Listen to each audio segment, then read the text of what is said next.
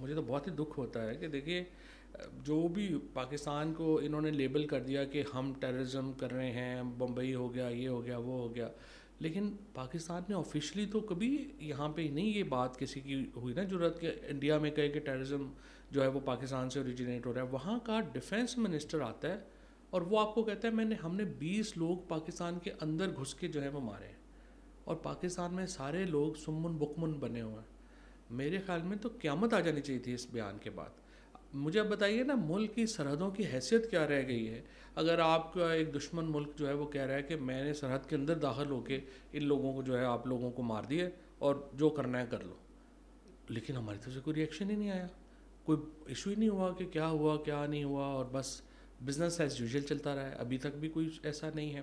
تو یہ ہندوستان کی جو کارروائیاں ہیں، جو را کی کارروائیاں ہیں، چاہے بلوچستان میں ہیں، چاہے کراچی میں ہیں، اور چاہے کشمیر کے اندر ہیں، اس کے اوپر ہم نے کوئی افیکٹو جو ایک ہونی چاہیے تھی نا ایکسپوجر کیمپین، وہ ہم اس طرح سے نہیں ہم نے ڈیزائن کی.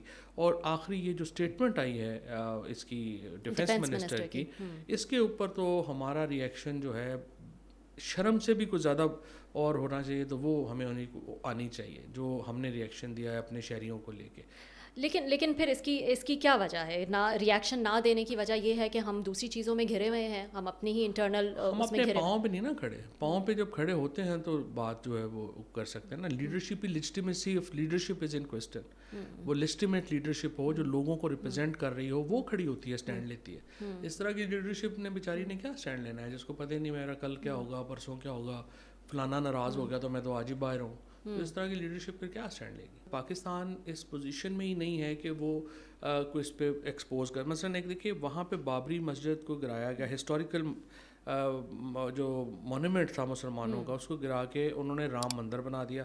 اب اورنگزیب مسجد کو گرا رہے ہیں جو کہ دہلی میں ہے، اور یو اے ای کی گورنمنٹ جو ہے وہ وہاں پہ مندر اوپننگ میں بلا رہی ہے مندر اوپننگ پہ بلایا. تو بھائی پاکستان ان کو کوئی یہ تو دیکھو ایگزیکٹلی جو ہٹلر کر رہا تھا جرمنی میں، مودی وہ وہاں پہ کر رہے ہیں.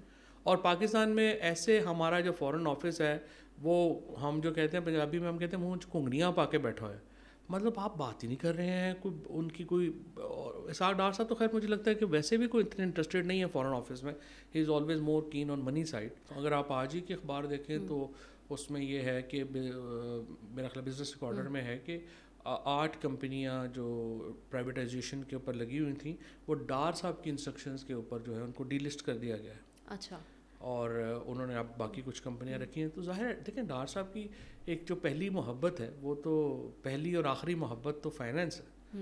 یہ خارجہ شارجہ تو ایسے ہی درمیان میں آ گیا نا، ایسے ہی درمیان میں آ گیا. تو لیٹس سی کہ وہ چلنے دیں گے کہ نہیں، کیونکہ ماضی کی اگزامپل کچھ خاص نہیں ہے جو مفتاح صاحب کے ساتھ ہوا اینڈ ایوری تھنگ. تو اورنگزیب کے ساتھ جو بھی ہے اورنگزیب صاحب سے تو میں ویسے personally if you ask me, چلیں ڈار صاحب جو بھی ہے پاکستانی تو ہے نا.